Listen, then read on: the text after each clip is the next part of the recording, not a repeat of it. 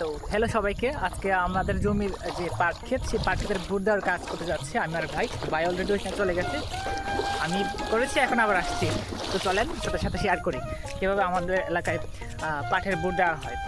আপনাদের এলাকায় কী বলে আমার সঠিক জানা নেই, তবে আমরা বলি এটাকে নাইলা বুট বলি আর কি। অ্যাকচুয়ালি আমাদের আঞ্চলিক ভাষায় পাটকে নাইলা বলা হয়। তো সেটারই কাজ আজকে আমরা করতে হবে। বাবা প্রথম রেখেছি এটুকু জমি, মোটামুটি অলরেডি জমির তৃতীয়াংশ কাটা শেষ, অল্প একটু বাকি আছে, এইদিকে একটু অল্প একটু বাকি আছে। তো এটা অনেকটা কাটা শেষ। তো বাবা এখন নাই, বাবা এখন একটু অন্য কাজে ব্যস্ত। তো আমি আর আমার ভাই মিলে এই যে পাটের যে আটিগুলি হয়, সেই আটিগুলিকে তুলে ওই দিকে নিয়ে যাচ্ছে, একদম ওই খালের মধ্যে নিয়ে পানিতে ভিজিয়ে রাখতেছে আর কি। এটাকে আমরা বলি নাইলা বোর। আপনাদের এলাকায় কী বলে অবশ্যই কমেন্ট করে জানাবেন। দর্শক দেখতেই পাচ্ছেন, আমার বাবা এবং ছোটো ভাই মিলে খুব সুন্দর করে পাটের বোর দেওয়া হচ্ছে। আমরা এটাকে বলে নাইলা বোর। আপনাদের এলাকায় কী বলে অবশ্যই কমেন্ট করে জানাবেন। এখানে একটা আটির উপর আরেকটা আটি বেশ সুন্দর করে সারিবদ্ধভাবে দেওয়া হচ্ছে, যাতে খুব তাড়াতাড়ি এবং খুব সুন্দরভাবে সব থেকে পৌঁছে যায়। এটা মোটামুটি পৌঁছতে 8 থেকে 9 দিন সময় লাগবে।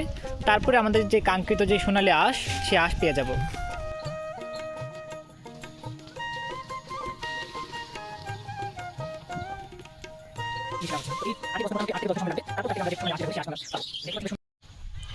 উপরে নিচে সমান তালে ভালোভাবে পচার জন্য তার উপরে কচুরিপানা বিছিয়ে দেওয়া হচ্ছে, বেশ পুরো করে দেওয়া হবে, যাতে খুব সুন্দরভাবে সব দিকে পচে যায়।